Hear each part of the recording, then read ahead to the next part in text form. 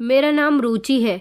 बीते हुए कुछ सालों में मेरे साथ एक ऐसा हादसा हुआ था जिसके बारे में मैं आप लोगों को बताना चाहती हूँ। एक ऐसा हादसा जिसके बारे में सुनकर शायद आप लोग भी घबरा जाएंगे, क्योंकि जो मेरे साथ हुआ वो सब शायद आप लोगों ने अपनी आंखों से होता हुआ नहीं देखा होगा। मैं चाहती हूँ कि आप लोग मेरी ये कहानी बाकी लोगों तक पहुँचाइए, ताकि लोगों को पता चले कि इस दुनिया में कैसे कैसे लोग हैं और वो कैसे कैसे रिवाजों को अपनाना चाहते हैं और दूसरों की बहन बेटियों के साथ वो लोग क्या क्या करते हैं। शायद ये कहानी मुझे आप लोगों को सुनाते हुए मेरी आंखों से आज आंसू नहीं रुकेंगे, क्योंकि आपके साथ जब कोई बुरा करता है तो आपको बहुत ज़्यादा तकलीफ पहुंचती है। मुझे भी बहुत तकलीफ पहुंच रही थी। मैं मदद की पुकार लगा रही थी, मगर कोई मेरी सुनने वाला नहीं था। तो फिर मेरी ये कहानी सुनकर मुझे बताइए कि आप ऐसी मुश्किल में पड़ जाएंगे तो आप लोग क्या करेंगे। आपके पास इस मुसीबत से निकलने का कैसा रास्ता होगा। दोस्तों, कहानी में आगे बढ़ने से पहले अगर आपने हमारे चैनल को अभी तक सब्सक्राइब नहीं किया तो चैनल को सब्सक्राइब करें। वीडियो अच्छी लगी तो वीडियो को लाइक करें और हाँ, कमेंट करके हमें अपनी राय ज़रूर दें कि आपको हमारी कहानी कैसी लगी। मैं दुल्हन बनी हुई थी, दुल्हन के कपड़े पहने हुई थी। हर लड़की की जब शादी होती है तो वो बहुत ही खुश होती है। अगर उसके दिल में कोई गम होता है तो वो गम होता है कि उसके माता पिता की जुदाई का। लेकिन मुझे ये शादी नहीं करनी थी। मैं नहीं चाहती थी ये शादी करना, मगर इस शादी को करना मेरी बहुत बड़ी मजबूरी थी। मैं काफ़ी दिनों से लगातार रो रही थी, इसलिए अब मेरी आंखों से आंसू निकलने भी बंद हो गए थे। मुझे चिंता थी तो सिर्फ अपनी माँ और भाई की चिंता थी कि मेरे पीठ पीछे उनका ख्याल कौन रखेगा, क्योंकि मेरे पिता इस दुनिया में नहीं थे। मेरा एक छोटा भाई था, उसकी उम्र अभी कम थी, वो लगभग 12 साल की उम्र का था। शादी के बाद मैं एक ऐसी जगह जाने वाली थी जहाँ से कभी मैं वापस नहीं आती। ये बात तो ये लोग अच्छी तरह से जानते थे। फिलहाल मेरी शादी हो गई और मैं धीमे धीमे कदमों से वहाँ आकर खड़ी हो गई थी जहाँ पर मुझे नहीं खड़ा होना चाहिए था। एक ऐसी जगह जहाँ पर मेरी उससे मुलाकात हुई थी और तभी से वो मेरे पीछे पड़ गया था। क्या आप लोग जानना चाहेंगे कि वो कौन था? तो फिर ध्यान से मेरी कहानी सुनिए। मेरी जिंदगी बड़ी खुशहाल गुजर रही थी। मेरे साथ मेरी बूढ़ी माँ रहती थी। मेरी उम्र 24 साल थी। मेरी माँ चाहती थी कि वो मेरी शादी कर दे, मगर मैं अभी शादी नहीं करना चाहती थी। उनका कहना था कि तुम जवान हो रही हो और हमारे गांव में तो वैसे भी 20 साल की उम्र की लड़की की शादी कर दी जाती थी, मगर मैं ऐसे कैसे शादी कर सकती थी। मेरी माँ और छोटे भाई को अकेला छोड़कर मैं शादी करके अपनी ससुराल चली जाती तो उन लोगों का क्या होता। जब मैं 15 साल की थी तब मेरे पापा को एक खतरनाक बीमारी ने पकड़ लिया था, जिसकी वजह से उनकी तबीयत खराब रहने लगी थी और फिर एक दिन उनकी मौत हो गई। उनकी मौत पर मैं बहुत रोई थी, क्योंकि मैं काफ़ी समझदार थी और मुझसे मेरे पिता जुदा हो गए थे। हम लोग गांव में रहते थे। ये हमारा बड़ा ही प्यारा और छोटा सा कम आबादी वाला और खूबसूरत सा गांव था। हमारे गांव की खूबसूरती तो आस पड़ोस के कई गांवों में मशहूर थी और इसी तरह खूबसूरत हमारे गांव का नाम था चंद्रपुर। हमारे गांव के लोग आपस में बड़ी मेल मोहब्बत के साथ रहा करते थे और हमारे इस छोटे से गांव में किसी चीज़ की कोई कमी नहीं थी।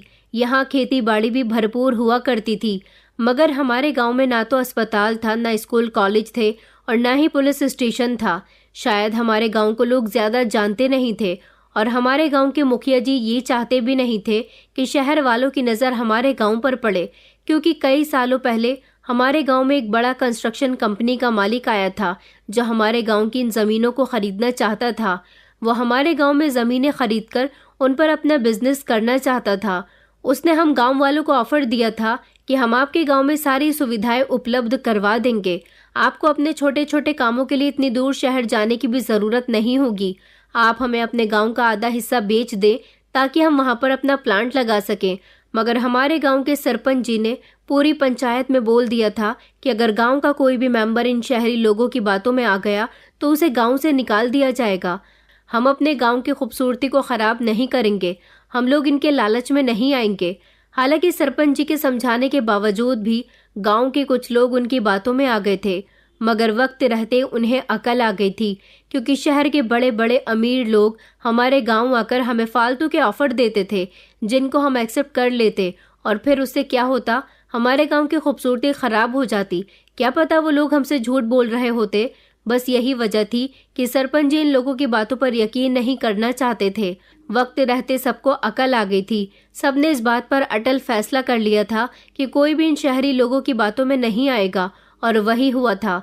सबने मिलकर शहर के उस अमीर आदमी को इतना परेशान किया और उससे साफ इनकार कर दिया कि वो हमारे गांव पर अपनी नज़र न डाले।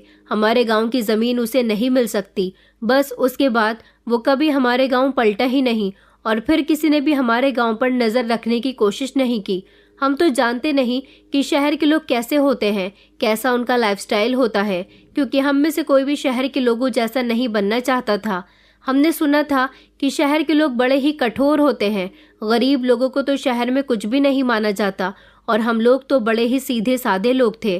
गरीब थे, मगर मेहनत मजदूरी करके अपनी जिंदगी को गुजार रहे थे। मेरे पिता नहीं थे तो क्या हुआ, मैं खेतों में जाकर गांव की बाकी औरतों के साथ खेती बाड़ी और मजदूरी किया करती थी। हमारे गांव में लड़कियां भी काम करती थी, और उन लड़कियों को काम करने पर खेतों में काफी सारे पैसे दिए जाते थे, क्योंकि जो काम गांव की औरतें किया करती थी वो काम गांव के मर्द नहीं कर पाते थे। गांव के मर्द ज्यादातर हमारे गांव में बने जंगलों में काम किया करते थे। जंगलों में औरतों का जाना ठीक नहीं था, क्योंकि वहां पर खूंखार जानवर आते जाते रहते थे। सुना था कि वहां एक अमीर आदमी ने अपना फार्म हाउस बनाया हुआ है, और वो फुल सिक्योरिटी के साथ उस जंगल के फार्म हाउस में रहता है। कभी कभी वो फार्म हाउस बंद भी रहता है। फिलहाल गांव की जिंदगी बहुत ही अच्छी होती है। अगर दिक्कत थी तो मुझे इस बात से थी कि मेरी माँ अपनी टांगों से लाचार थी। वो बचपन से ही पोलियो जैसी बीमारी का शिकार हो चुकी थी। मेरे पापा ने उनसे शादी कर ली थी क्योंकि वो उनसे प्यार करते थे, और दोनों के घर वालों ने भी एक दूसरे के लिए दोनों को पसंद कर लिया था। उसके बाद हम दोनों भाई बहन एक एक करके इस दुनिया में आए। यही तो वजह है कि मैं अपनी माँ को छोड़कर कहीं नहीं जाना चाहती। मेरे बाद मेरी माँ कैसे घर के काम किया करेगी, क्योंकि वो तो एक तरफ बैठी रहती है। मैं सुबह सुबह उठ जाती हूँ, खेतों में जाकर काम करती हूँ, और उसके बाद शाम तक खेतों से वापस आती हूँ, घर के सारे काम करती हूँ, और सबके लिए फिर खाना बनाती हूँ। खेतों में काम करने से मेरा पूरा शरीर दर्द करने लगता है। गाँव में एक लड़की थी छवि, जो हमारे गाँव के किसान की बेटी थी। बहुत सुंदर थी। गाँव के सारे ही लोग उसकी खूबसूरती की तारीफ किया करते थे, मगर बदकिस्मती से वो मेरी दोस्त बन गई थी। मेरी माँ मुझसे मना किया करती थी कि तू उससे दोस्ती मत कर, वो लड़की बहुत खूबसूरत है। गांव के न जाने कितने लड़के उसके आशिक होंगे, मगर मैं उसकी बातों को नहीं मानती थी। वो दिल की बहुत अच्छी थी। हमेशा मुझसे हंसकर बातें किया करती थी, मुझसे मेरे हालचाल पूछती रहती थी, और कई बार तो उसकी माँ ने अच्छा खाना बनाया तो वो मेरे लिए लेकर घर तक आ गई थी, तो उससे दोस्ती करना तो बनता था। उसके साथ मैं अच्छा वक्त गुजारा करती थी। वैसे तो मैं भी कोई कम खूबसूरत नहीं थी, छवि की ही टक्कर की थी। लोग मुझे भी बेहद पसंद किया करते थे, मेरी खूबसूरती की तारीफ करते थे, और छवि को लगता था कि इस पूरे गांव में वही एक खूबसूरत लड़की है। मेरी माँ तो अब बूढ़ी हो गई थी, बीमार रहने लगी थी ना, बस इसीलिए वो अपनी उम्र से बड़ी लगती थी। हमेशा बिस्तर पर लेटे लेटे यही कहती रहती थी कि मैं तेरी शादी करना चाहती हूँ। अब वो मेरी शादी कहाँ से करती, अच्छा रिश्ता कोई मिल नहीं रहा था, और मैं अभी शादी नहीं करना चाहती थी। एक दिन मुझे छवि ने बताया कि उसके लिए शहर से एक रिश्ता आया है। मुझे बड़ी खुशी हुई कि शहर से रिश्ता आया है, ये तो बहुत ही अच्छी बात है। हमारे यहाँ जिन लड़कियों की शादी शहर में होती थी उनको बड़ा खुशनसीब माना जाता था, क्योंकि जितनी भी लड़कियों की शादी अभी तक शहर में हुई थी वो सभी लड़कियां अच्छी रह रही थी। शायद शहर के लोगों की सोच गांव के लोगों की सोच से परे होती है। फिलहाल छवि हमेशा अपने पति के गुण गाती रहती थी, हमेशा उसकी तारीफ करती रहती थी कि वो ऐसे हैं वो ऐसे हैं। मैं तो उसकी बातें सुन सुनकर बस हंसती रहती थी, और मैं कर भी क्या सकती थी। मेरे दिल में तो अभी शादी का ख्याल दूर दूर तक नहीं आता था, लेकिन मैं ये नहीं जानती थी कि अब मेरे चेहरे की ये हंसी और मेरे होठों की मुस्कान पूरी तरह से गायब होने वाली है। उस दिन मैं बहुत थक गई थी। रात को बिस्तर पर जाकर लेटी तो बदन बहुत दर्द कर रहा था, किसी पल सुकून नहीं मिल रहा था। अभी मुझे गहरी नींद नहीं आई थी जब माँ दर्द से कर्राहने लगी। माँ की आवाज़ सुनकर मैं झट से उठी। मैंने माँ से कहा, माँ क्या हुआ है? तो माँ कहने लगी कि बेटा मेरी तबीयत ठीक नहीं है। मैंने माँ को छूकर देखा तो माँ को तो बहुत तेज बुखार था। ये देखकर मैं घबरा गई थी। मैंने कहा, माँ तुमने मुझे बताया क्यों नहीं कि तुम्हें तेज बुखार है? मैं अभी वेद जी से दवाई लेकर आती हूँ।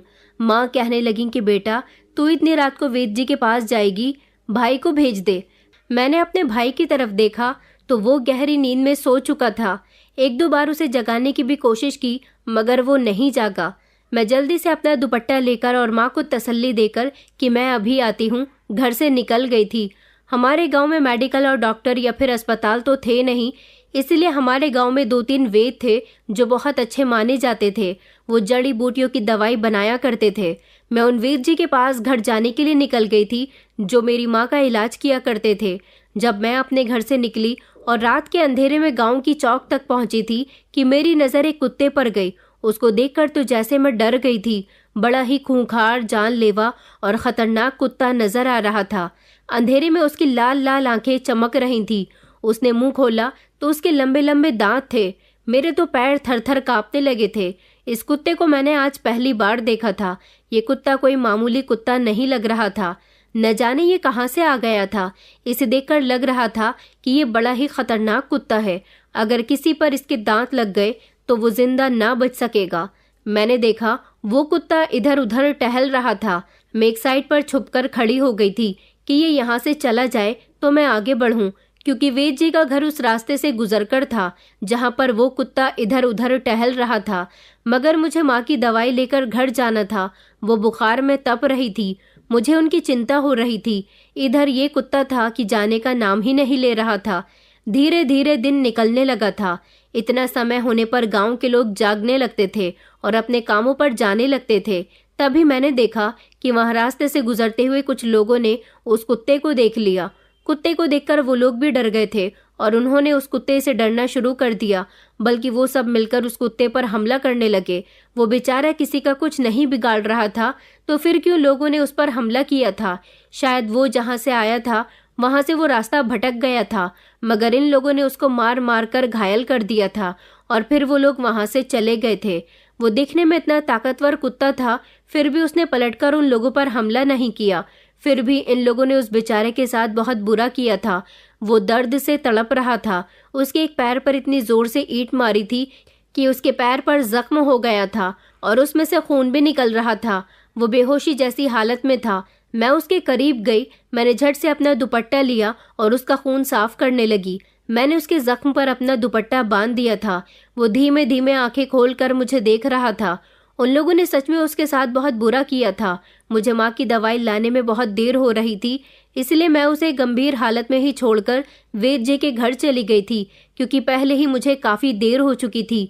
मैं जब घर दवाई लेकर आई तो माँ कहने लगी कि बेटा तू कहाँ रह गई थी, मैं कब से तेरा इंतज़ार कर रही हूँ। मैंने माँ को उस कुत्ते के बारे में बता दिया था। माँ कहने लगी कि तुझे उस कुत्ते के करीब नहीं जाना चाहिए था।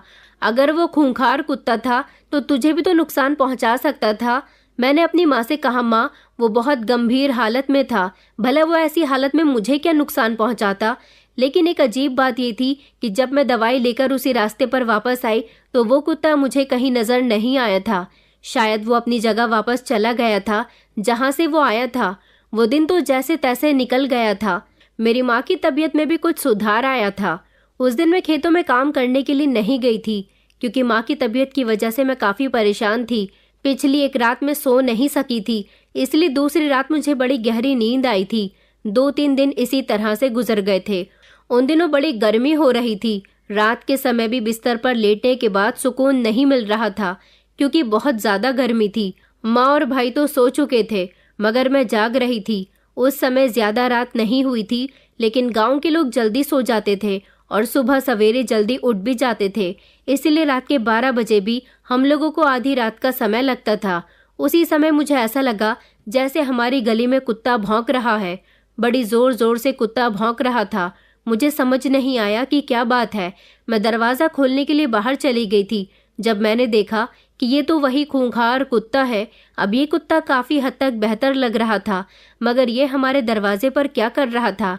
शायद इसने मुझे यहाँ आते हुए देख लिया होगा, क्योंकि आज जब मैं खेतों में काम करके वापस आ रही थी तो गांव में कुछ लोगों को मैंने बातें करते हुए सुना था कि हमारे गांव में एक ऐसा कुत्ता आ गया है जो बड़ा ही खतरनाक है, और ये कुत्ता हमारे गांव का नहीं है, क्योंकि नॉर्मली हमारे गांव में जैसे कुत्ते होते थे वो उनसे बिल्कुल अलग था।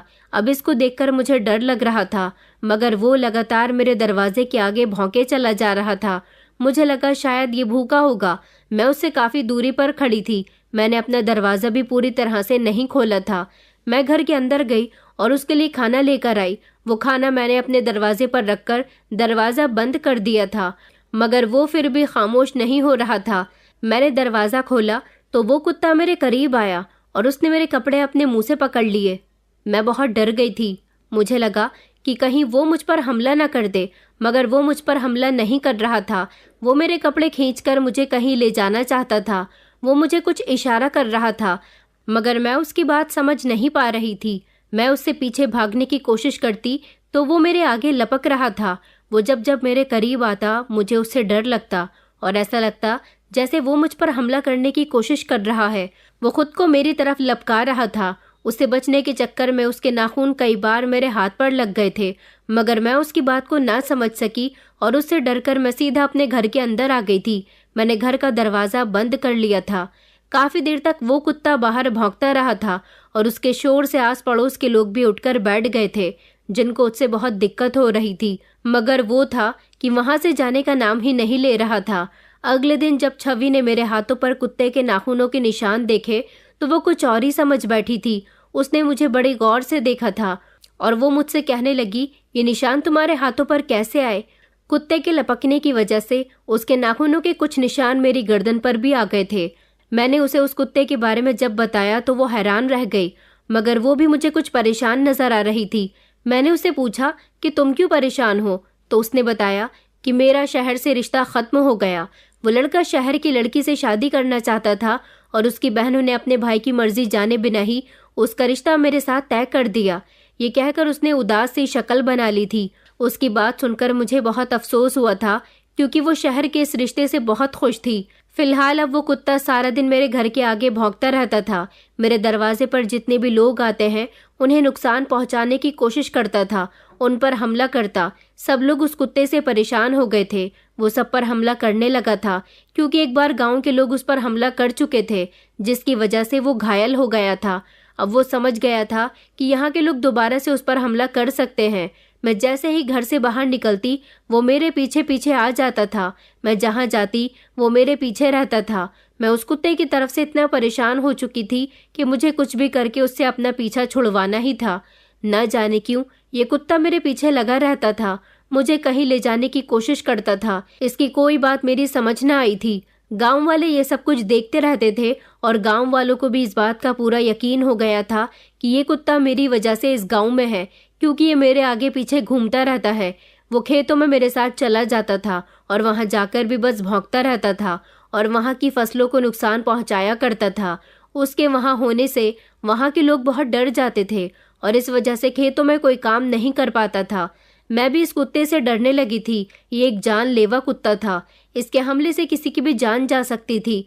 गांव में इस कुत्ते की वजह से एक अजीब तरह का दहशत और खौफ फैल गया था, क्योंकि गांव वाले उसे भगाने की कोशिश करते थे तो वो अपने बचाव के लिए उन पर हमला किया करता था। इस तरह गांव के काफी सारे लोग उसके हमले से घायल हो गए थे। ये कुत्ता किसका था ये कोई नहीं जानता था, लेकिन वो जब भी गांव के अंदर आता मेरे घर के दरवाजे पर शोर मचाने लग जाता था और जैसे ही मैं घर से निकलती तो वो मेरे पीछे पीछे होता था। अब तो मैंने उससे तंग आकर घर से बाहर निकलना भी छोड़ दिया था। एक रात जब ये कुत्ता मेरे घर के आगे भौंक रहा था, मैं बाहर चली गई थी, क्योंकि ये कुत्ता मुझे देखकर खामोश हो जाता था और मुझ पर झपटना शुरू हो जाता था। मैंने जब दरवाज़ा खोला और मैं घर से बाहर गई तो मैंने देखा कि वो कुत्ता मेरा दुपट्टा पकड़कर मुझे कहीं ले जाने की कोशिश कर रहा था, मगर मैं उसके साथ इतनी रात को कहाँ जा सकती थी। मैं बहुत डर रही थी। इसने भौंकना तो बंद कर दिया था, लेकिन ये मुझे छोड़ नहीं रहा था।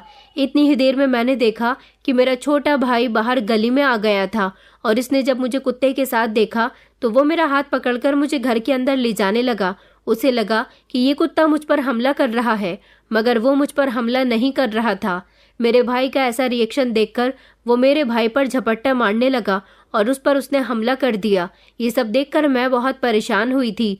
मैं उसे अपने भाई से छुड़ाने की कोशिश कर रही थी तो उसने मुझ पर भी हमला कर दिया, जिसकी वजह से मेरे चेहरे पर भी निशान आ गए थे और मेरे हाथ पैरों पर फिर से उसके नाखूनों के निशान आ गए थे। वो कुत्ता जोर जोर से भौंक रहा था। आसपास के लोग भी जाग गए थे। वो कुत्ता लोगों की भीड़ देखकर वहां से भाग गया। इस कुत्ते के ऐसे शोर शराबे से गांव के लोग बेहद परेशान हो गए थे और अब ये फैसला गांव के सरपंच के पास चला गया था, क्योंकि मेरी और उस कुत्ते की शिकायत अब सरपंच जी के पास चली गई थी। गांव वालों का कहना था कि वो कुत्ता इसी लड़की के पास आता है, इसकी वजह से ही वो गांव के अंदर आता है और हम सबको उससे बहुत नुकसान पहुंच रहा है। अब मैं उन लोगों को क्या बताती कि इस कुत्ते से मेरा कोई रिश्ता नहीं था, बल्कि मुझे तो खुद इस कुत्ते से डर लगता था, क्योंकि हर रात गांव वाले कुत्ते की आवाज का शोर सुनकर मेरे घर के दरवाजे पर आकर देखा करते थे कि ये कुत्ता क्यों भौंक रहा है। सरपंच जी ने मुझे अपनी हवेली में बात करने के लिए बुलाया था। मैं जब वहां पर गई तो सरपंच जी ने मुझसे कहा कि बेटा, तुमसे जो भी पूछा जाए सच सच बताना। गांव वाले जो कह रहे हैं क्या वो सब सच है? ये कुत्ता तुम्हारी वजह से इस गांव में आता है या फिर तुमने ये कुत्ता खरीद लिया है? मैंने कहा, सरपंच जी, मेरी इतनी औकात कहाँ कि मैं शहर का इतना महंगा कुत्ता खरीद सकूं, बल्कि मुझे तो खुद इस खतरनाक कुत्ते से डर लगता है। सरपंच जी कहने लगे कि गांव वालों का कहना है कि ये कुत्ता तुम्हारे पीछे पीछे खेतों में भी जाता है, जिसकी वजह से खेतों में लोग काम नहीं कर पा रहे, वहां पर सब उससे डरने लगते हैं। देखा गया है कि वो कुत्ता सिर्फ और सिर्फ तुम्हारे पीछे रहता है। मगर मैं उनको यकीन दिलाते दिलाते थक गई थी कि ये कुत्ता मेरी वजह से नहीं आता और ये गांव वालों को नुकसान क्यों पहुंचा रहा है, ये बात तो मैं भी नहीं जानती थी। सरपंच जी ने मेरी बात पर यकीन कर लिया था, मगर उन्होंने कहा था कि हम ये बात पहले क्लियर कर लेते हैं कि वो कुत्ता तुम्हारी वजह से गांव में आता है या फिर कोई और बात है। अगर उसके यहाँ आने की वजह तुम हुई तो फिर हमें कोई फैसला लेना होगा। मैं तो उनकी बात सुनकर घबरा गई थी कि कैसा निर्णय। उन्होंने मुझे इस बारे में कुछ नहीं बताया था, मगर इस कुत्ते की वजह से मैं बहुत परेशान रहने लगी थी। हर रात ये कुत्ता फिर से मेरे घर के दरवाजे पर आने लगा था और अब तो सरपंच जी ने मेरे घर के आसपास कुछ आदमी लगा दिए थे जो ये देख सके कि कुत्ता आखिर आता किस वजह से है। मगर उन लोगों ने भी जब ये बात देखी कि वो कुत्ता हर रात मेरे घर के दरवाजे पर ही आकर क्यों भौंकता था, जब मैं बाहर जाती तो वो खामोश हो जाता था, तो ये बात क्लियर हो गई थी कि वो कुत्ता सिर्फ मेरी वजह से ही आता है। अब मुझे डर ये था कि सरपंच जी न जाने किस निर्णय की बात कर रहे थे। सरपंच जी ने फिर से गांव में पंचायत रखी थी और उस पंचायत में मुझे और मेरी माँ को बुलाया गया था। बाकी गांव के भी ढेर सारे लोग थे। वहां जाने के बाद सरपंच जी ने कहा था कि ये बात सच साबित हो गई है कि इस लड़की की वजह से ही ये कुत्ता गांव के अंदर आता है और देखा गया है कि ये कुत्ता जंगल से आ रहा है। अगर कुछ दिन तक और ये कुत्ता हमारे गांव में आता रहा तो हमारे गांव के लोगों का बहुत नुकसान होगा। उन्होंने मेरे हाथ पैरों पर कुत्ते के नाखूनों के निशान देखे तो कहने लगे कि शायद तुम उसे पसंद आ गई हो, शायद वो तुम्हें खाना चाहता है या फिर कोई और बात है, मगर वो जो भी चाहता है वो सिर्फ तुमसे चाहता है। उसने गांव वालों को अब तक बहुत नुकसान पहुंचाया है, यहाँ तक कि तुम्हारे खुद के भाई को भी वो नुकसान पहुंचा चुका है। इस कुत्ते को यहाँ से निकालने का कोई उपाय ढूंढना होगा। मगर क्या? गांव वालों का कहना है कि जिस किसी ने भी उसे यहाँ से भगाने की कोशिश की है, लेकिन वो हर बार नाकाम रहे हैं और इस सब की जिम्मेदार तुम हो। सरपंच जी की बात सुनकर तो जैसे मैं चौंक गई थी। मैंने कहा कि नहीं नहीं सरपंच जी, भला मैं अपने गांव वालों को नुकसान कैसे पहुंचने दे सकती हूँ? इसमें मेरी कोई गलती नहीं है। अभी पंचायत में ये सारी बातें हो ही रही थी कि इतनी ही देर में मेरी दोस्त छवि बोल पड़ी। उसने सरपंच जी से कहा कि सरपंच जी, मेरे पास एक रास्ता है जिससे ये कुत्ता भी यहाँ से जा सकता है और गांव वालों को कोई नुकसान भी नहीं पहुंचेगा। सरपंच जी ने उसकी बात को अहमियत दी और उसको अपनी बात आगे रखने का मौका दिया। छवि ने गांव वालों के सामने एक ऐसी बात रख दी थी जिसे सुनकर मेरे पैरों तले से जमीन निकल गई थी। वो मेरी दोस्त नहीं बल्कि दुश्मन साबित हुई थी। उसने सरपंच जी को बताया था कि अगर वो कुत्ता रुचि की वजह से हमारे गांव में आता है तो क्यों ना रुचि को ही इस गांव से उसके साथ भेज दिया जाए। अगर उसे रुचि मिल जाएगी तो फिर वो हमारे गांव नहीं आएगा और ना ही गांव वालों को कोई नुकसान पहुंचाएगा। ये बात सुनकर सब लोग हैरान रह गए थे, जबकि इस बात से सारे ही गांव वाले सहमत थे, मगर मैं इस बात से सहमत नहीं थी। मुझे क्या पता था वो कुत्ता कहाँ से आया था और वो मुझे अपने साथ क्यों ले जाना चाहता था।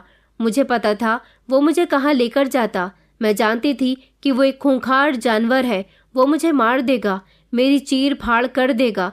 मेरी माँ ने जब ये बात सुनी तो उन्होंने भरी पंचायत में चीखना चिल्लाना शुरू कर दिया। वो रोने लगी और कहने लगी कि नहीं, मेरी बेटी उस कुत्ते के साथ नहीं जाएगी।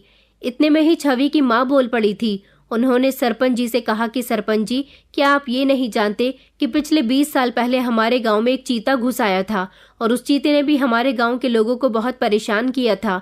उसने तो हमारे खेतों की फसल तक बर्बाद कर दी थी, जिसकी वजह से हम गांव वालों को कितने सालों तक परेशानी का सामना करना पड़ा था। और आप जानते हैं कि वो चीता हमारे गांव की एक बूढ़ी औरत के पीछे पड़ गया था। वो उसे खाना चाहता था और जब तक उसने उस बूढ़ी औरत को खा नहीं लिया था तब तक उसे सुकून नहीं मिला था। हालांकि उस बूढ़ी औरत की लाश गांव के जंगल में पड़ी हुई मिली थी, मगर उस दिन के बाद से वो चीता कभी यहाँ वापस नहीं आया। तब से लेकर आज तक हम लोग सुकून की जिंदगी गुजार रहे हैं। उस बूढ़ी औरत की शादी जब चीते के साथ करवा दी गई तभी वो सुकून से बैठा था, क्योंकि वो औरत शादी करने के बाद उस चीते के साथ चली गई थी। अब भी आपको यही रास्ता अपनाना पड़ेगा। इस लड़की की शादी अगर उस कुत्ते के साथ कर दी जाए तो वो कुत्ता भी कभी हमारे गांव वापस नहीं आएगा। ये बात सुनकर मैंने रोना शुरू कर दिया। मैं कहने लगी कि नहीं, आप लोग ये क्या कह रहे हैं, ये सब मनगढ़ंत बातें हैं। आप लोगों को इन बातों पर विश्वास नहीं करना चाहिए। मेरी माँ भी रोते रोते यही कह रही थी कि वो एक जानवर है और आप लोग चाहते हैं कि मेरी बेटी की शादी किसी जानवर के साथ हो जाए, वो उसे ले जाए और वो उसे जान से मार दे। तो इस बात पर सरपंच जी कहने लगे कि अगर तुम्हारी बेटी की जान जाती है तो चली जाए, क्योंकि एक जान जाने से अगर हजारों लोगों की जान बचती है तो इसमें कोई बड़ी बात नहीं है। ये कुत्ता अगर बार बार हमारे गांव में आता रहा तो गांव वालों को और ज्यादा परेशानी होने लगेगी। इसलिए बेहतर यही होगा कि हम 20 साल पुरानी प्रथा को अपनाकर इस लड़की की शादी उस कुत्ते के साथ कर देंगे, क्योंकि उस जानवर से पीछा छुड़ाने का हमारे पास सिर्फ एक यही रास्ता है। मुझे छवि और उसकी माँ पर बहुत गुस्सा आया था कि उन्हें ये प्रथा गांव वालों को और सरपंच को याद दिलाने की क्या जरूरत थी। छवि मेरी दोस्त थी, उसने मेरे साथ दुश्मनों जैसा व्यवहार क्यों किया था? उसे तो इस समय अपनी दोस्ती निभानी चाहिए थी और मुझे बचाना चाहिए था। उस दिन के बाद से छवि मुझसे अलग अलग रहने लगी थी। मैं छवि के घर गई और उससे मैंने पूछ ही लिया कि आखिर तुमने ये सब कुछ क्यों किया? तुम तो मेरी दोस्त थी ना, तुम्हें ये सब करने की क्या जरूरत थी? छवि कहने लगी कि मेरा शहर वाले लड़के से रिश्ता खत्म हो गया था, लेकिन अब मेरा गांव की ही एक लड़की के साथ रिश्ता चल रहा था। मगर उसकी माँ का कहना था कि वो अपने बेटे के लिए तुम्हारे घर रिश्ता लेकर आना चाहती थी। उन्होंने तुम्हें खेतों में काम करते हुए देख लिया था और तुम उन्हें पसंद आ गई थी, क्योंकि तुम भी खूबसूरत हो। मेरी माँ ने बड़ी मुश्किल से उनको समझाया कि तुम कैरेक्टर की अच्छी नहीं हो। मैं इतनी खूबसूरत थी, फिर भी उसने मेरा रिश्ता देने से इनकार कर दिया। उस लड़के की माँ का कहना है कि तुम बहुत मेहनती और शरीफ लड़की हो, वो तुम्हें ही अपने घर की बहू बनाएगी। इसका बेटा बहुत अच्छा है और शहर से पढ़ लिख कर आया है। मेरी माँ चाहती थी कि मेरी शादी कुछ भी करके इसी लड़के के साथ हो जाए और मैं भी यही चाहती थी। इसलिए आज पंचायत में मैं बोल पड़ी ताकि उस लड़के की माँ का इरादा भी तुम्हें अपने घर की बहू बनाने से बदल जाए। अब जैसा कि इस गांव में वो कुत्ता सिर्फ तुम्हारी वजह से आता है, ये बात सब लोगों को पता हो गई, तो अब वो औरत तुम्हें कभी भी अपने घर की बहू नहीं बनाएगी।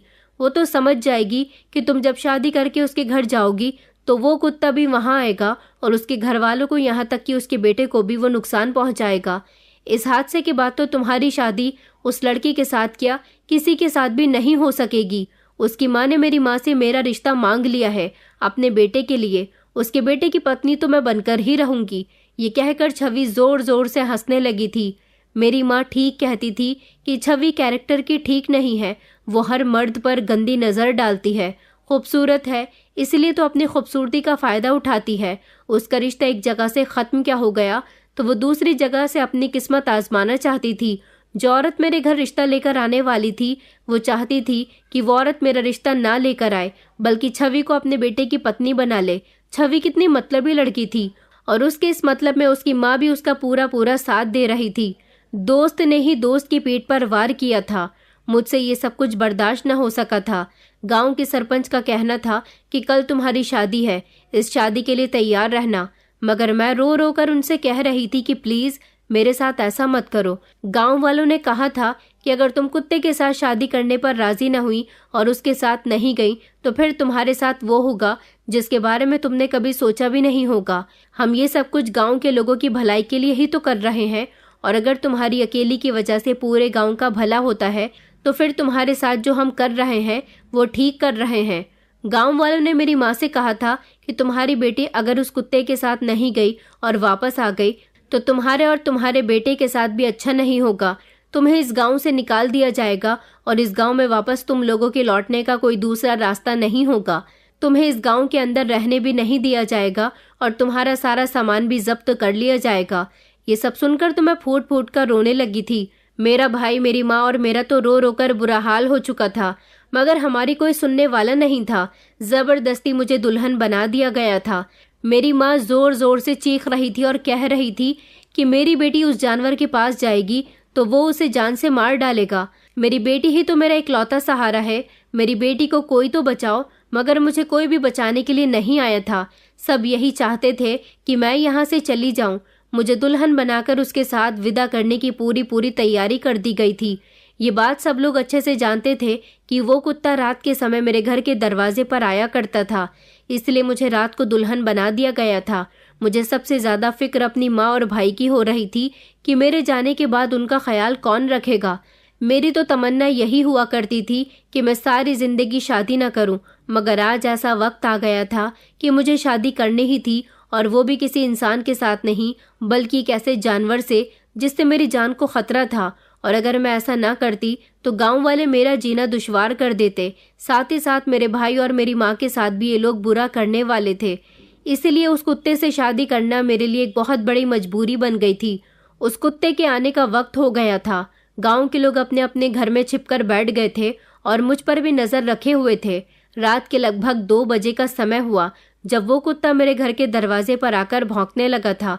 मैं अपनी माँ और भाई से लिपटकर बहुत रोई थी, क्योंकि आज की रात जब मैं घर से निकलती तो कभी मुझे अपने घर वापस नहीं आना था। मैं निकली और फिर इस तरह मैं जब उस कुत्ते के पास पहुंची तो वो मुझे देखकर खामोश हो गया था। उसने झट से मेरा दुपट्टा अपने मुंह में थामा और वो मेरे आगे आगे चलने लगा। ऐसा तो वो हर बार ही किया करता था, लेकिन आज मुझे उसके पीछे पीछे जाना था, इसलिए मैं खामोशी से उसके पीछे पीछे चल रही थी। गांव के सारे ही लोग चोरी छुपके मुझे देख रहे थे। मेरी माँ और भाई का तो रो रो कर बुरा हाल हो चुका था। उन लोगों को भी जैसे तैसे समझा दिया गया था।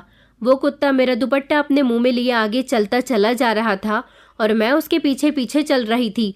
रात का समय था, इसलिए मुझे बहुत डर लग रहा था। मेरे पैर थर थर कांप रहे थे। वो कुत्ता मुझे नुकसान तो नहीं पहुंचा रहा था, मगर वो मुझे गांव के जंगल तक ले आया था और यहाँ लाने के बाद वो मुझे इस जंगल में बने हुए एक फार्म हाउस में ले आया था। ये तो मैंने सुना था कि ये फार्म हाउस किसी शहर के अमीर इंसान ने बनाया है। बड़ी अजीब बात थी कि इस जंगल के बीचों बीच ये फार्म हाउस बनाना और यहाँ पर रहना बड़े ही डर की बात थी। फिलहाल मैं इस फार्म हाउस के अंदर आई क्योंकि ये कुत्ता मुझे अंदर तक ले आया था। मुझे डर तो बहुत लग रहा था और ना ही मैं कुछ समझ पा रही थी कि ये मुझे यहाँ पर क्यों लेकर आया है। मगर जब मैं वहाँ गई तो मैंने देखा कि एक जवान लड़का वहाँ पर बैठा हुआ था। इतनी दूर तक चलकर आते आते मैं बहुत थक गई थी। ऊपर से इतना ज़्यादा रोने की वजह से मेरा दिमाग आउट ऑफ कंट्रोल हो गया था। और फिर जब मैंने यहाँ इस लड़के को देखा तो मुझे लगा कि कहीं किसी ने मुझे अपनी साजिश में तो नहीं फंसा लिया। कोई ऐसा तो नहीं है जो इस कुत्ते के थ्रू मेरा फायदा उठाना चाहता हो। मेरे दिमाग में तो तरह तरह के सवाल आ रहे थे। ये लड़का इस फार्म हाउस में बैठा हुआ शराब पी रहा था। जब इसने मुझे देखा तो ये मुझे फटी फटी आंखों से देखने लगा। इसकी ऐसी हरकत ने मुझे बहुत डरा कर रख दिया था। वो मुझे इतनी गौर से देख रहा था और मुझे देखते देखते उठकर वो धीरे धीरे मेरी तरफ चलकर आने लगा। उसकी एक सेकंड के लिए भी पलकें नहीं झपक रही थी। उसे देखकर मेरा शरीर थर थर कांपने लगा। उसने जैसे ही मुझे हाथ लगाया तो न जाने मुझे क्या हुआ था कि मैं एक ही झटके से बेहोश हो गई और न जाने कब तक मैं बेहोश रही थी। मगर जब मुझे होश आया और मेरी आंख खुली तो मैंने देखा कि मैं बिस्तर पर मौजूद थी और वही लड़का मेरे बराबर में बैठा हुआ था। मैं घबरा कर उठी। जमीन पर वो कुत्ता भी मौजूद था। मैं इन दोनों से बहुत डर रही थी और मैंने फिर से रोना शुरू कर दिया था। फिर वो लड़का कहने लगा कि तुम इतनी घबराई हुई क्यों हो और तुम इतना डर क्यों रही हो? रोना बंद करो। तुम्हें मुझसे डरने की ज़रूरत नहीं है पायल। जब उसने ये बात कही तो मैंने उससे कहा, पायल? कौन पायल? तो वो कहने लगा, तुम मुझे भूल गई पायल, मैं तुम्हारा राज हूँ। मैंने उससे कहा कि मैं पायल नहीं हूँ। तुम कौन सी पायल की बात कर रहे हो? बल्कि मेरा नाम तो रुचि है। तो वो चौंक कर मुझे देखने लगा और दूसरी नज़र उसने उस कुत्ते पर डाली थी। मुझे लगा शायद इस लड़के को मुझसे कोई गलतफहमी हो रही है, इसलिए मैंने इसको अपनी पूरी कहानी के बारे में बता दिया था कि मेरे गांव वालों ने किस तरह से इस कुत्ते के साथ मेरी शादी करके मुझे इसके साथ भेज दिया। जब उसने मेरी पूरी बात सुनी तो वो कहने लगा, क्या तुम सच कह रही हो? मैंने कहा, मैं ऐसी सिचुएशन में आपसे झूठ कैसे बोल सकती हूँ? मेरी बात सुनकर वो अपना सर पकड़कर बैठ गया था। उसने अपने कुत्ते से इशारों में कुछ बातें की और फिर उसके बाद उसे बाहर जाने के लिए कह दिया था। वो कुत्ता बड़ा ही वफादार था, जो मुझे और मेरे गांव वालों को देखने में बड़ा ही खतरनाक लगता था। इस लड़के ने मुझे उसके जाने के बाद बताया, दरअसल 2 साल पहले मैं एक लड़की से बहुत मोहब्बत करता था। पिछले 6 महीने पहले उस लड़की की मौत हो गई और उसकी याद में मैं दिन रात शराब पीता रहता हूँ। मुझे उसकी बहुत याद आती है। दरअसल मैं शहर का रहने वाला हूँ, मगर यहाँ मेरे पापा ने जो फार्म हाउस बनाया हुआ है मुझे ये बहुत पसंद है। मुझे जंगल जैसी जगह पर जाने का बहुत शौक रहता है, इसलिए अपने मूड को फ्रेश करने के लिए और अकेलेपन को दूर करने के लिए मैं यहाँ पर आ जाता हूँ। मुझे जानवर बहुत पसंद है और ये कुत्ता मेरा पालतू कुत्ता है। इससे भी मैं बहुत प्यार करता हूँ और ये भी मुझे बहुत चाहता है। मैं यहाँ पर अपना अकेलापन दूर करने के लिए आता हूँ। एक दिन मेरा कुत्ता वीरू यहाँ से बाहर टहलने के लिए गया था और फिर शायद ये रास्ता भूल गया था। उस रात मैंने इसको बहुत तलाश किया था, मगर ये मुझे कहीं भी नजर नहीं आ रहा था। लेकिन जब धीरे धीरे दिन निकलने लगा तो मैं यहाँ के पड़ोस वाले गांव में इसे ढूंढने के लिए गया तो ये वहीं पर मुझे बड़ी गंभीर हालत में मिला था। इसके जख्म पर कोई दुपट्टा बंधा हुआ था। मैं इसको वहां से उठा ले आया था और फिर तभी से ये मुझे कुछ कहने की कोशिश कर रहा था। मैं जिस लड़की को चाहता था उसका नाम पायल था और पायल की शक्ल तुमसे हूबहू मिलती है। अब मुझे ये बात समझ आई है कि ये मुझे तुम्हारे बारे में बताना चाहता था। इसने तुम्हें देखा तो ये तुम्हें पायल समझ बैठा। मैं हमेशा पायल के लिए परेशान रहता था। ये मेरी परेशानी को दूर करना चाहता था। ये जानवर है और इसे यही लगता है कि तुम पायल हो। मैं उसकी बात सुनकर चौंक गई थी। क्या सच में ऐसा था कि इस लड़की की गर्लफ्रेंड पायल की शक्ल मेरी शक्ल से मिलती थी? उसने मुझे यकीन दिलाने के लिए अपनी गर्लफ्रेंड का फोटो दिखाया था। वो बिल्कुल सच कह रहा था। मैंने उसे बताया कि उस रात इस कुत्ते के जख्म पर मेरा ही दुपट्टा बंधा हुआ था। मैंने इसकी मदद की थी, तभी से ये मेरे पीछे पड़ने लगा और फिर इस तरह गांव वालों ने मेरी इसके साथ शादी करवा दी कि इसके हमारे गांव में आने से हमारे गांव का और गांव के लोगों का नुकसान हो रहा है। ये बात सुनकर वो लड़का राज बहुत अफसोसमंद हुआ था। उसने कहा कि आज की सदी में भी लोग पढ़े लिखे होने के बावजूद ऐसी बातों पर विश्वास करते हैं। मैंने उसे बताया कि हमारे गांव का कोई भी इंसान गांव में रहकर शिक्षा हासिल नहीं करता। कुछ लोग शहर जाकर पढ़ लिख कर आ जाते हैं, क्योंकि हमारे गांव में किसी भी स्कूल अस्पताल जैसी व्यवस्था नहीं है। उसने कहा, तभी तुम्हारे गांव के लोगों की ऐसी सोच है कि उन्होंने तुम्हारी शादी मेरे कुत्ते के साथ करवा दी। दरअसल मेरा कुत्ता तुम्हें मेरे पास लाना चाहता था। वो तुमसे यहाँ आने की जिद करता था और तुम उसकी भाषा नहीं समझ सकी। तुम्हें यही लगा कि वो तुम पर हमला करता है। मैंने कहा कि आप सही कह रहे हो। मुझे ही नहीं बल्कि मेरे गांव वालों को भी यही लगता था। वो लड़का मुझसे बहुत शर्मिंदा हो रहा था।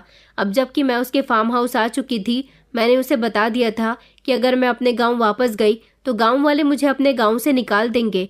इससे मेरी माँ और भाई की जिंदगी को भी तकलीफ पहुंचेगी। मुझे उनकी बहुत याद आती है। वो लोग उनका जीना दुश्वार कर देंगे। राज कहने लगा कि तुम्हें परवाह करने की कोई ज़रूरत नहीं है। तुम मेरे इस फार्म हाउस में आराम से रह सकती हो। मैं उसके फार्म हाउस में रहती तो थी, मगर मैंने देखा था कि वो चोरी चुपके मुझे देखता रहता था। शायद वो मुझे नहीं बल्कि मेरे अंदर अपनी पायल को ढूंढता था। काफ़ी समय मैं उसके फार्म हाउस में रही। उसने मेरा बहुत ख्याल रखा था। मेरे यहाँ आ जाने से उसके चेहरे पर मुस्कुराहट आने लगी थी। वो मेरे साथ हमेशा बातें करता रहता था। कभी उसने मुझे गलत नज़र से नहीं देखा था। हमेशा वो मेरी इज्जत किया करता था। मुझे उसके घर में रहते हुए असली ज़िंदगी जीने का एहसास होता था। कुछ दिन गुजरे तो एक दिन राज ने मुझे प्रपोज कर दिया था और उसने मुझसे शादी करने के लिए कहा था। उसने कहा था कि तुम भले ही मेरी पायल नहीं हो, मगर तुम्हारी शक्ल बिल्कुल पायल की तरह मिलती है। तुम उतनी ही मासूम हो। तुम्हारा यहाँ से जाने का कोई रास्ता नहीं है। तुम्हें मेरा वीरू यहाँ ले आया। मैं चाहता हूँ कि मैं तुम्हें अपनी ज़िंदगी में शामिल कर लूँ। शायद मेरी ज़िंदगी से पायल की कमी निकल जाए। राज एक अच्छा लड़का था। मैंने उसका प्रपोजल एक्सेप्ट कर लिया था और उससे शादी कर ली थी। वो मुझे अपने साथ अपने घर भी ले जाता था और यहाँ फार्म हाउस में भी ले आता था। उसका इस दुनिया में उसके फादर के अलावा और कोई भी नहीं था। उसके पापा शहर के बहुत बड़े बिजनेसमैन आदमी थे, जो गरीब लोगों की भी बहुत मदद किया करते थे। उन्होंने मुझे बहू के रूप में खुशी खुशी एक्सेप्ट किया था। वीरू, जिससे मैं पहले डरा करती थी, जो मुझे देखने में बहुत खतरनाक लगता था। अब ऐसा कुछ भी नहीं था। मैं उससे प्यार करने लगी थी। मैं उसके करीब भी जाती तो वो मेरी गोद में आकर बैठ जाता था, क्योंकि मेरी वजह से उसका मालिक खुश हो गया था। वो मुझे यहाँ लाना चाहता था और अपने मालिक को खुश देखना चाहता था। वो इस काम में सफल रहा था। अब तो वो मेरे शरीर पर किसी तरह के घाव भी नहीं डालता था। मैं इसका मतलब अब पूरी तरह से समझ चुकी थी। मेरी जिंदगी अपने पति के साथ बहुत अच्छी गुजर रही थी। लगभग 1 साल गुजर गया था। मैं अपनी ससुराल जाती रहती थी, जब एक दिन एक ऐसी खबर ने मुझे हिलाकर रख दिया था जिसके बारे में मैंने सोचा भी नहीं था। दरअसल मेरे जाने के बाद हमारे गांव में तरह तरह की परेशानियां आने लगी थी। गांव में पानी की किल्लत होने लगी थी। जिस नदी से हमारे गांव के लोग पानी भरा करते थे, उधर सूखा पड़ने लगा था। लोगों को पानी की बहुत परेशानी उठानी पड़ रही थी। पानी दूसरे गांव से उन्हें भरकर लाना पड़ता था। अपने गांव की नदी में सूखा पड़ जाने से पूरा गांव पानी की परेशानी उठा रहा था। गांव में पानी की व्यवस्था करवाने के लिए गांव के लोगों ने फैसला किया था कि वो शहर के किसी बड़े ऑफिसर से दरखास्त लगाने लगे कि वो हमारे गांव में कुछ भी करके पानी का बंदोबस्त किया जाए। मगर जब गांव के लोग ऑफिसर के पास गए तो उन्होंने ये केस लेने से मना कर दिया था। बल्कि उन्होंने तो ये कहा था कि हमें तो जैसा कहा जाता है हम वैसा ही करते हैं। आप लोग एक काम कीजिए, हमारे शहर के एक बहुत बड़े बिजनेसमैन हैं जो बहुत से लोगों की अब तक मदद कर चुके हैं। उनकी पहचान भी बहुत ऊपर तक है। अगर आप चाहें तो वहां जाकर अपनी बात रख सकते हैं। शायद वो आपकी कुछ मदद कर सके। वो इंसान कोई और नहीं बल्कि मेरे ससुर थे। फिर सारे ही गांव वाले मिलकर मेरे ससुर के पास आए थे। उनके घर पर उस समय मैं भी वहां पर मौजूद थी। जब मैंने अपने गांव वालों को अपने ससुराल वाले बंगले में देखा तो मैं चौंक कर रह गई थी। और जब उन्होंने मेरे ससुर को अपनी पूरी परेशानी बताई तो मेरे ससुर ने उनसे कहा था कि वो उनकी मदद कर देंगे। मगर मेरे ससुर के पास बहुत सारे लोग मदद के लिए आते थे, इसलिए वो ज्यादातर बिजी रहते थे। मैं चाहती थी कि मेरे गांव वालों की मदद की जाए। मेरे ससुर मेरे गांव वालों की बात को इग्नोर न करें। वो बड़े आदमी थे। इस बात को अपने दिमाग से निकालना उनके लिए कोई मुश्किल काम नहीं था। मेरे गांव वाले बड़ी उम्मीद से यहाँ आए थे। मैंने तो उनको देख लिया था, मगर वो मुझे नहीं देख पाए थे, क्योंकि मैं बालकनी से छुपकर उनको देख रही थी। मुझे उस गांव की और गांव वालों की मदद जरूर करनी थी, क्योंकि वहां पर मेरा छोटा भाई और मेरी सगी माँ रहती थी। मुझे उनकी बहुत परवाह थी। मैं सोच रही थी कि मेरे बिना न जाने उन लोगों का क्या हो रहा होगा। मैंने ये सब कुछ अपने पति को बताया तो मेरे पति ने कहा कि ऐसी सिचुएशन में तुम्हें अपने गांव वालों से बदला लेना चाहिए। मगर तुम उनकी मदद क्यों कर रही हो? क्या तुम भूल गई हो कि उन लोगों ने तुम्हारे साथ क्या कुछ नहीं किया? तुम्हारे गांव वालों ने जब तुम्हारी परवाह नहीं की तो तुम उनकी परवाह क्यों कर रही हो? अगर उन लोगों को पानी की परेशानी होती है तो हो जाए। मैंने अपने पति को बताया कि उस गांव में मेरी माँ और मेरा छोटा भाई भी रहता है। आखिर उनकी क्या गलती है? इन सब गांव वालों की सजा मेरी माँ और मेरे भाई को क्यों मिले? ये सारी बात राज के दिमाग में आ गई थी और राज ने मुझसे वादा किया था कि वो मेरे गांव वालों की समस्या को हल करवा कर ही रहेगा। मेरे पति ने अपने पिता के साथ मिलकर गांव का विकास करने का फैसला किया था। उन लोगों के पास पैसे की कोई कमी नहीं थी। उन्होंने गांव में पानी का प्लांट लगवा दिया था, जिससे सभी लोगों के घरों में पानी सप्लाई हो गया था और सरकार द्वारा उन लोगों को मदद दी गई थी। गांव में बिजली घर की भी व्यवस्था कर दी गई थी और इन सारे कामों में थोड़ा वक्त लगा था। मगर गांव में स्कूल अस्पताल खोलने का भी वादा किया गया था। गांव वाले खुश थे, लेकिन जब गांव वालों को पता चला कि ये काम किसने करवाया है तो उन सब के होश उड़ गए थे। उन लोगों ने जब मुझे अपने सामने जिंदा देखा तो वो लोग अपने दिमाग में यही सवाल लिए बैठे थे कि मैं अभी तक जिंदा हूँ और मैंने ये सब कुछ कैसे किया। फिर मैंने उनको अपनी पूरी कहानी बताई और वीरू से भी उनको मिलवाया था। वीरू को जब गांव वालों ने देखा तो गांव वाले शॉक्ड रह गए थे, क्योंकि ये वही कुत्ता था जो गांव वालों पर हमला किया करता था। मैंने उनको बताया था कि जिस बिजनेसमैन इंसान के पास आप मदद के लिए गए थे वो इंसान मेरा ससुर है और मेरे कहने पर उन्होंने इस गांव का विकास करना शुरू किया। मैं चाहती तो आप लोगों से अपना बदला भी ले सकती थी, क्योंकि एक दिन आपने मेरी एक न सुनी थी और मेरी इस जानवर के साथ शादी कर दी। सारे गांव वाले शर्मिंदा होकर इस बात को सुन रहे थे। मैंने उन लोगों को बताया था कि मेरी शादी उनके बेटे के साथ हो गई। आप लोगों ने मेरी शादी कुत्ते के साथ की थी। आपको लगता था कि वो मुझे मार देगा, मगर मैं मरी नहीं, बल्कि मुझे राज ने दोबारा से जिंदगी दे दी। मेरी माँ और मेरे भाई को जब मैंने देखा तो मैं उनसे लिपटकर बहुत रोई थी।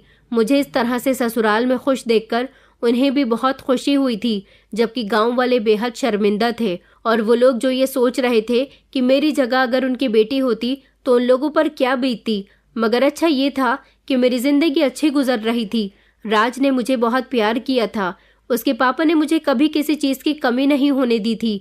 मैंने जैसा कहा था उन लोगों ने वैसा ही किया था। कभी कभी कुछ पराये लोग भी इस तरह से अपने बन जाते हैं कि हमें अपने अपनों की याद ही नहीं आती। जिन गांव के लोगों को मैं अपना समझा करती थी उन गांव वालों ने ही मेरे साथ बहुत बुरा किया था। मगर अच्छी बात ये थी कि वक्त रहते उन सबको अकल आ गई थी। मेरे साथ क्या वो आगे से गांव की किसी भी औरत या लड़की के साथ अब दोबारा कुछ ऐसा वैसा नहीं करेंगे। छवि मेरी दोस्त जो उस लड़की के साथ शादी करना चाहती थी, जिसकी माँ मेरे घर मेरा रिश्ता लेकर आना चाहती थी, उसका रिश्ता तो उस लड़की के साथ लग गया था। मगर मेरे जाने के कुछ समय के बाद उस लड़के का एक्सीडेंट हो गया और वो मर गया था। छवि की शादी यहाँ भी नहीं हो सकी थी और मैं अब शादीशुदा हूँ और अपने पति के साथ एक अच्छी जिंदगी गुजार रही हूँ। ये सब जानकर छवि भी बहुत शर्मिंदा हुई थी। उसे खुद पर बहुत पछतावा हो रहा था। उसने और गांव वालों ने अपने किए की मुझसे माफी मांग ली थी। अगर आप लोगों के आसपास भी गांव में कोई भी ऐसी प्रथा या रिवाज को ज्यादा मान्यता दी जाती है जहां पर किसी भी लड़की या औरत की शादी किसी भी जानवर के साथ करवा दी जाती है, तो आप लोग हमें इसके बारे में जरूर बताइएगा, ताकि हम आपकी स्टोरी को भी बाकी लोगों तक शेयर कर सके। और जितना हो सके इस रिवाज को खत्म करने की कोशिश कीजिए, क्योंकि ये फालतू की मनगढ़ंत रस्में होती हैं। मेरे गांव में सरपंच जी जो गांव के सरपंच बनते थे, उन्हें लगता था कि वो गांव के बहुत अच्छे फैसले करते हैं, लेकिन जब गांव में पानी खत्म हुआ और उनकी मदद किसी भी बड़े आदमी ने नहीं की तो उनकी सरपंचगिरी किसी काम नहीं आई थी। अगर उनके काम आया था तो वो उनके गांव की वही बेटी थी जिसके साथ उन्होंने बहुत गलत किया था। अगर मैं गांव के लोगों की मदद ना करती तो शायद आज गांव वाले प्यासे मर रहे होते। गांव वाले आज भी मेरे शुक्रगुजार हैं और वो अपनी गलती के लिए मुझसे माफी मांगते हैं। वो लोग मेरी बहुत इज्जत करते हैं। मैं अपनी माँ और भाई को लेकर अपने पति के साथ शहर में शिफ्ट हो गई हूँ। वीरू को मैं बिल्कुल अपने बेटे जैसा मानती हूँ। उसे बहुत प्यार करती हूँ क्योंकि मेरे पति को शुरू से ही जानवरों से बहुत लगाव है। इसलिए यहाँ रहते हुए मुझे भी जानवरों से अब काफी लगाव हो गया था। मेरे पति के पास वीरू ही नहीं बल्कि और भी कई सारे जानवर मौजूद हैं, जिनको उन्होंने अपने घर में एक छोटा सा चिड़ियाघर बनाकर उसमें करके रखा हुआ था। अगर कोई हमारे साथ गलत करे तो जरूरी नहीं कि हमें भी बदले में उसके साथ गलत ही करना चाहिए। कभी कभी लोगों को उनकी गलती का एहसास दिलाने के लिए हमें उनके साथ अच्छाई करनी चाहिए, तभी उन्हें उनकी गलती का गहराई से एहसास होता है। दोस्तों, उम्मीद करती हूँ आपको हमारी कहानी पसंद आई होगी। कहानी पसंद आई है तो वीडियो को लाइक करें, चैनल पर नए हैं तो चैनल को सब्सक्राइब करें और हाँ, नोटिफिकेशन बेल को जरूर दबाएं ताकि अगली अपडेट सबसे पहले आपको मिले।